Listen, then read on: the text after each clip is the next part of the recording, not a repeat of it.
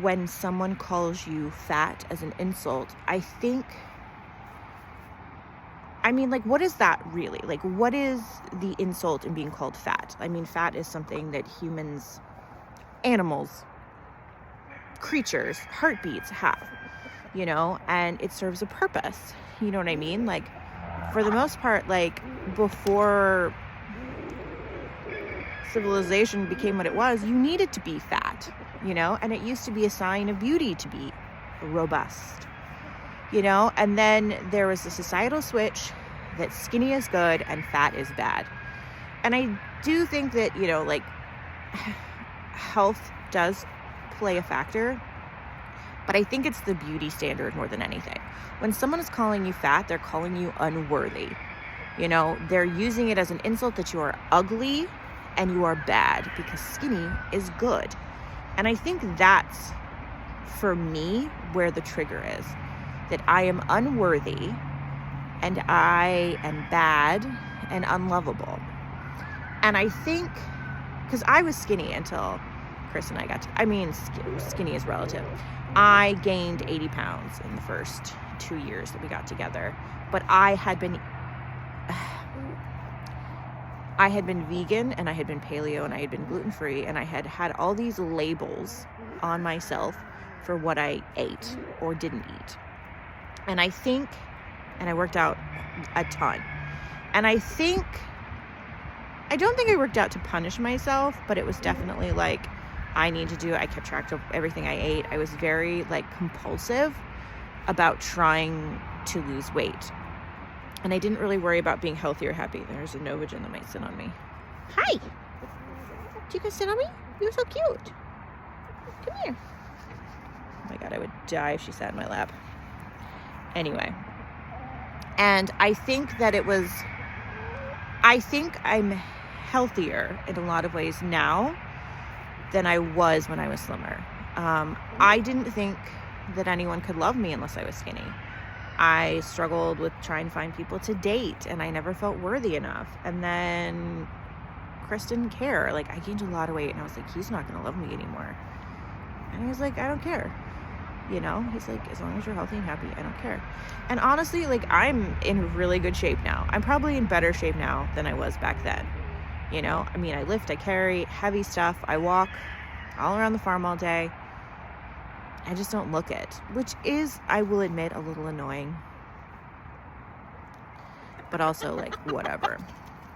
I could handle some more flexibility, but having a big belly also makes it hard to be flexible. As awful as that is, it's just, there's a belly there. I don't remember where I was going with this. I got distracted. Oh, being called fat. So I think deep down that's what it is when people call you fat. I mean, I think it's that they want to inflict pain upon other people because they're probably not happy with themselves. I think if you are truly happy, you don't care about anyone else. And I don't mean that in like a mean way. I just feel like you're happy and it doesn't matter what anybody else is doing. And I feel like for me, for the most part, like, as long as other people aren't hurting any other people and they're happy, go forth and do you. But I think once you start hurting other people, you're telling more about yourself than you are about the person you're insulting, honestly. And I would also like to say, I think the most hurtful comment I ever got came in after the hippo one. And it was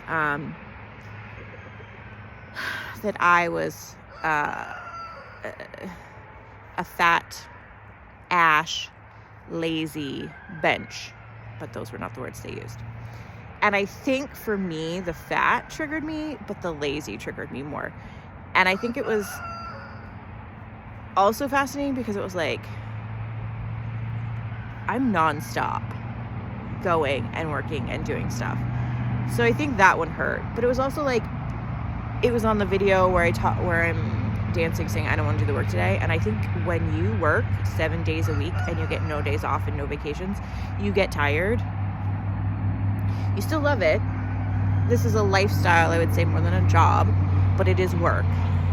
That doesn't make it any easier. and I'm at home, so I don't have to commute, but it's still work, and it's still labor, and it's still hard. So when you get tagged with lazy, that one sticks in your craw, at least in my opinion. So those are some of my ideas for fat shaming and internet trolls and hurt people. And I think for me, the biggest fix has been just forgiving people, forgiving and letting go, because it used to really bother me and it would weigh on me for days at a time when I got insults. But it's also like, I can't change anybody's mind about me, and what other people think of me is none of my business. It's all on them. I mean, there are certain people on Instagram I don't like. I don't care what they have to say, and they are popular. They have a lot of followers, but I don't like the advice they give. Do I tell them that? No. It's a waste of everybody's time, and I got stuff to do. So I think that's something to consider too. You don't need to tell someone you don't like them. You don't need to tell anyone you're unfollowing. Just unfollow if you disagree with them. Like, just go. You know, I gain about 200 followers a day, 100 to 200, and I will lose up to 90 to 100 a day. And those are people, I don't know, misclicked, or I said something that they didn't like. Fine.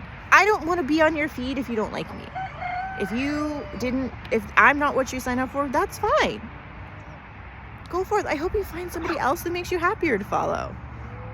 It doesn't hurt my feelings. I want what's best for everyone. I want everyone to live their best life and to be happy, and be happy on social media. You know, I would love to make more people happy, because when I get messages that I make people smile, it makes my day, because that's the goal. I want to share chicken butts and make people happy. That's all I really want. This was long-winded, so if you made it to the end, you're a rock star. It's Chris banging on something. Anyway, I should probably go back to work.